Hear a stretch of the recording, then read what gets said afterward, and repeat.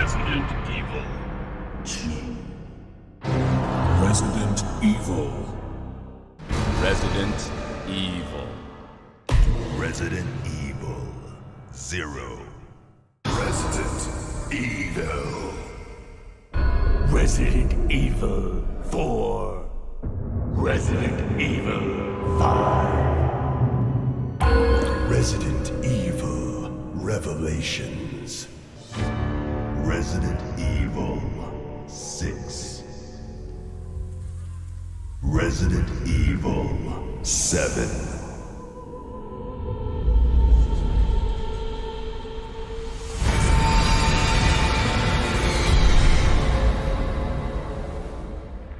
Resident Evil is an absolute juggernaut of the gaming world. Its IP extends far beyond the games at this point, and it spawned countless movies, most of which were pretty awful, crossovers with other brands, comics, toys, clothing, and a terrible, terrible Netflix show that I will always regret watching in its entirety. But it's the games that will always be the centerpiece of what makes Resident Evil so beloved and recognizable. I've personally played pretty much every game in the series, bar a few weird ones that slip me by, and it sits firmly in my top 5 gaming franchises of all time. Now recently I've been thinking about the modern games in the franchise, and about how Capcom have embraced the niche medium of VR to provide system-selling games like Resident Evil 4 for Quest 2 and Resident Evil Village for PSVR 2. Whilst thinking back on my experiences with all the modern games in the series, I started to realise that my memories were dominated by those VR versions of these games, from the mods that Praydog created to the official releases. Despite playing all of these games flat screen countless times, it was my experiences with the VR versions that kept coming to the forefront of my memory, and the more I thought about it, the more I realised that Resident Evil, as a franchise, is currently better in VR. I've been playing horror games ever since I got my hands on a pirate copy of Resident Evil Director's Cut for the PlayStation 1 back when I was definitely too young to be playing games like that. It started a lifelong fascination with spooky, scary gaming experiences. Silent Hill, Dead Space, Outlast, Alien Isolation, Alan Wake, Amnesia, Eternal Darkness, and horror adjacent titles like Bloodborne and Dark Souls. I've played them all, and constantly searching for the next scary environment to explore and horrific creature to conquer. But the more I play, the less impactful they are. It's rare these days that a horror game or horror film can genuinely spook me. You build up a thick layer of immunity as you grow old, and it's just harder to find a product that evokes the same feelings of terror that you would have experienced when you were younger. But VR changes that. All of the Resident Evil games are scarier in VR. They're much more visceral, much more real, much more claustrophobic and isolating. But Resident Evil 2 is probably the strongest example of the bunch. It's a game that doubles or even triples its scare factor by moving from flat screen to VR. It's now the best-selling Resident Evil game of all time, and I completely understand why. This remake is an absolute masterclass in updating a classic for the modern era. There's not a hint of quick cash grab here. Hello there. Instead, everything has been lovingly considered and rebuilt to retain the essence of the original while still managing to feel fresh and new. It's also terrifying. The zombies look and sound better than ever. Lickers are lightning quick and unpredictable. The sound of Mr. X's thudding footsteps growing ever closer keeps you on the edge of your seat throughout the first half of the game, and the eerie atmosphere of a dark RPD hallway is almost suffocating. And this is all if you're just playing flat screen. Hop into VR and the game is a completely different beast. I went from sprinting through the game without a care in the world to practically crawling through the darkest corridors, physically holding my torch out in front of me and praying that none of the corpses littering the floor were going to decide to chew my ankles. Seeing these worlds through the eyes of the character, becoming the lead in these stories, is far more terrifying than watching them play out on the screen in front of you. Standing in a fully realised 3D environment that fills your peripheral vision, physically holding your gun out in front of you and trying to steady it as an incredibly detailed zombie lumbers towards you will always be more terrifying than watching the same scenario play out on a flat screen. If you've become immune to the jump scares and want a more terrifying experience, Resident Evil in VR is the only way to play.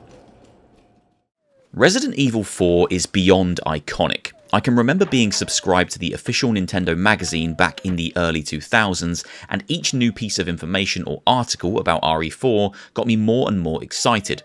I ran out on launch day with money I'd earned from my first job to pick up my copy. I was 17 and terrified that they wouldn't sell it to me because I thought for sure it would have an 18 age rating. Luckily, it was a 15 in the UK, and it ended up being one of the best games I have ever played in my entire life. Now, up until recently, I would play that game every few years from start to finish. For me personally, it's still an almost perfect game, and it's crazy to see the impact it had on not just the horror genre, but the gaming landscape at large. However, since October of 2021, there has been a better way to experience this classic, a way that feels less restrictive and more fluid, a way that manages to feel fresh, exciting and familiar all at once. Resident Evil 4 VR for the Quest 2. Now, this VR port of the beloved Resident Evil 4 is probably still the most exciting Quest 2 release to date. It's a shining jewel in Meta's VR library, and it made me love this game even more than I did already due to one simple change that made it feel brand new: running and gunning.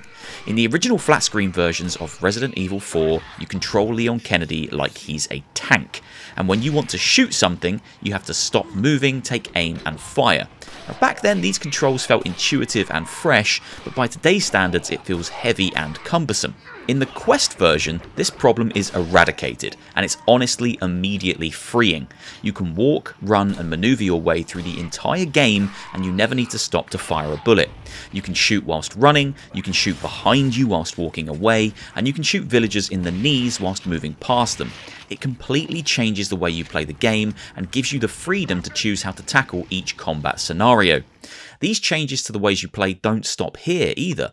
In Resident Evil 4, you can use a sniper rifle with one hand like it's a giant overpowered pistol. In Village, you can freely aim your flashlight around whilst pointing the pistol in a different direction. And in all of these VR versions, you can point your gun around a corner and fire blindly at the creatures waiting around the bend. These VR versions give you a kind of freedom not present in the flat screen counterparts, and they all manage to do so without breaking the flow and pacing of the core experience. Capcom know how to make a good looking environment. I've lost count of the amount of incredibly unique locations they've dreamed up for the Resident Evil series. The Village from Resident Evil 4, the Castle Dimitrescu from Resident Evil Village, the Baker Mansion from Resi 7, the RPD from Resi 2 and 3, and of course the Spencer Mansion from the original game, to name just a few.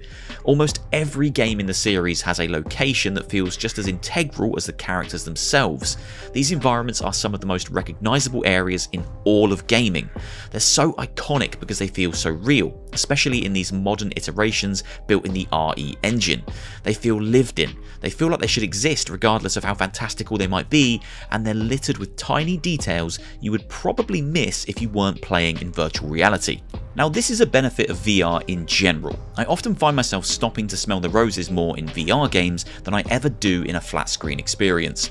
I'll sit and look at all the items on a desk, really appreciate the view out of a window, or perhaps take a few extra moments to admire the item I just picked up.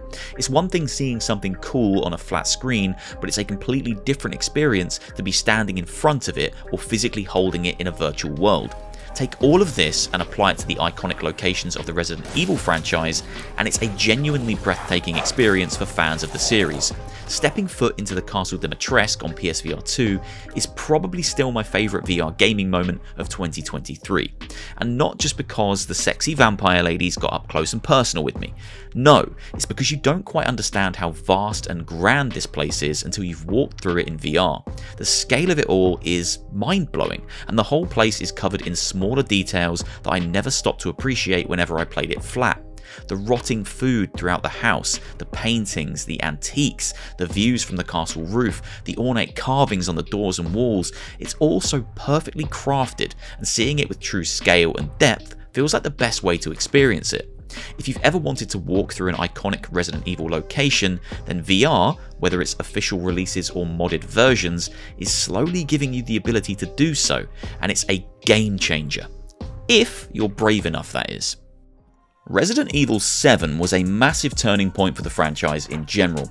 We'd just come off the back of the overstuffed and underwhelming Resident Evil 6, a game that tried to do far too much and had completely lost touch with the horror-centric roots of the series, and Capcom needed to essentially soft reboot the world of Resident Evil to inject some new life into it. I was skeptical. I bought RE6 on launch day, and I spent a few days after that playing the game and trying to convince myself I was having a good time. I wasn't, I was having a bad time. I just didn't want to admit it, so I was oddly cautious going into 7. For the first time, my faith in the franchise was shaken, and I needed something special to win me back over. And oh boy, did I get something special. Resident Evil 7 is still one of my favourite games in the series. It went back to basics, shook the formula up and created a small-scale environment that was positively soaked in atmosphere. They also released with VR support from day one. Now, I played the game originally on PSVR, but it wasn't a perfect VR experience. You had no motion controls and needed to play the game with a PS4 controller. However, it highlighted something that I never fully appreciated when playing the game flat screen: the atmosphere. All of the modern Resident Evil RE Engine games have been dripping with it. The sound design, the colour palettes, the lighting, the art style. There's more atmosphere in a few frames of these modern Resi games than there is in the entirety of some other horror franchises, and Resident Evil 7 in VR is the perfect example of it.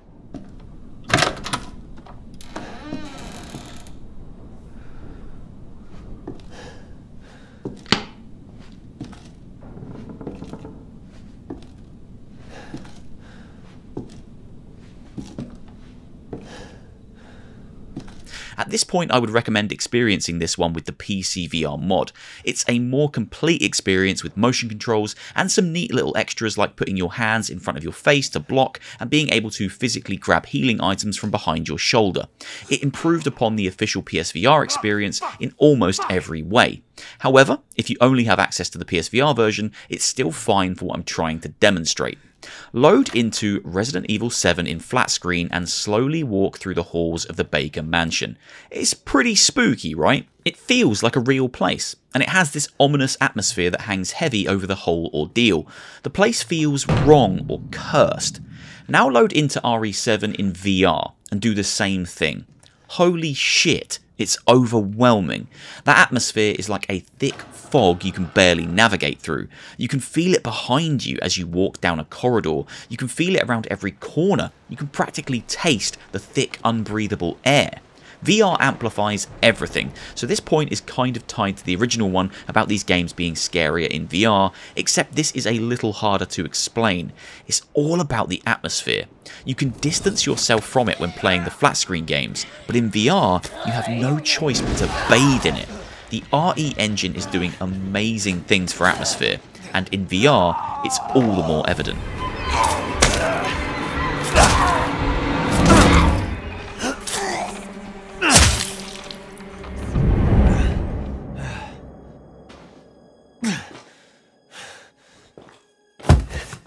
Lady Dimitrescu, Mr. X, Nemesis, Cerberus, zombies, Ganados, lickers, hunters, El Gigantes, that massive horrible baby thing from the Beneviento house that still gives me nightmares.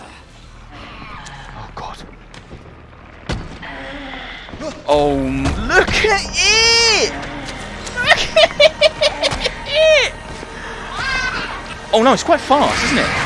Oh, it's pretty rapid! I've never been able to look at it like this. Jesus, no!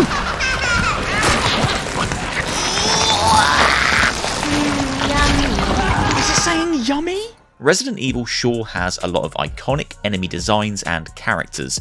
Characters that will be instantly recognisable to horror fans the world over. Characters and creatures that you'd probably never want to come face to face with. Right?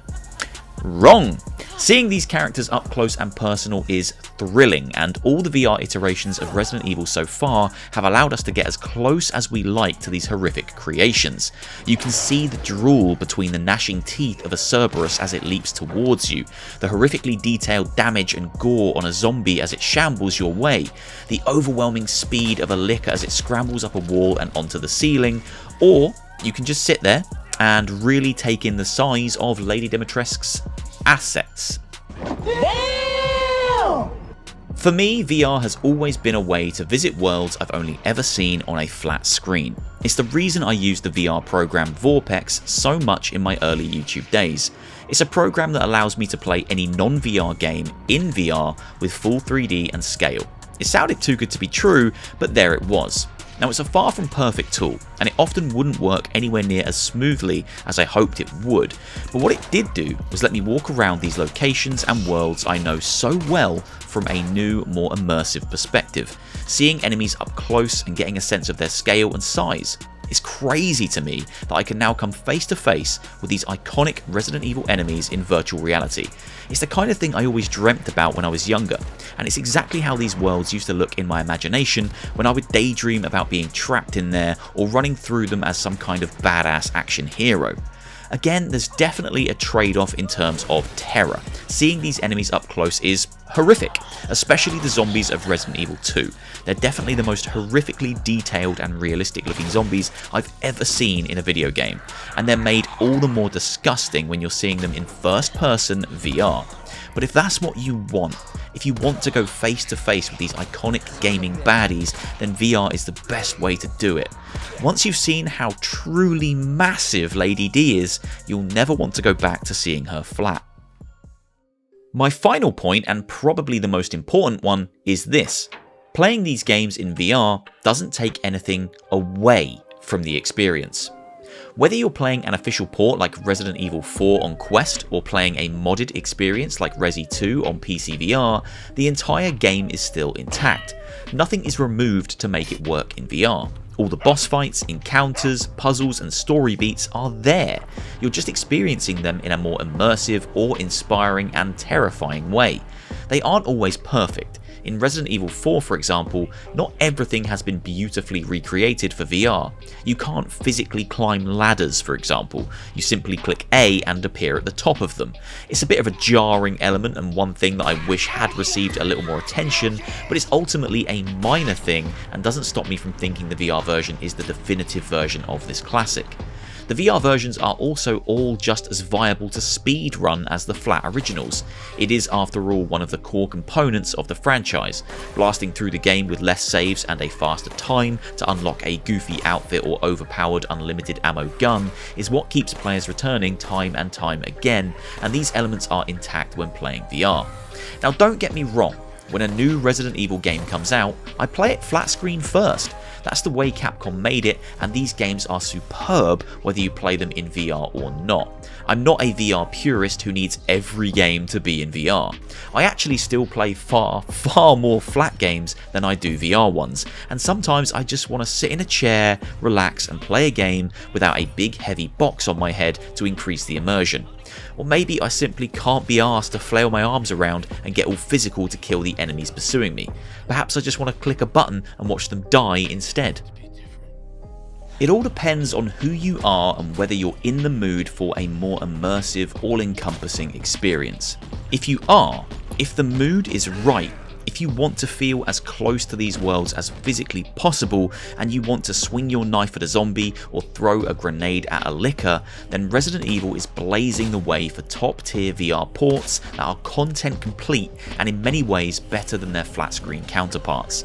Currently, if you include the mods, there are 5 different Resident Evil games playable from start to finish in virtual reality.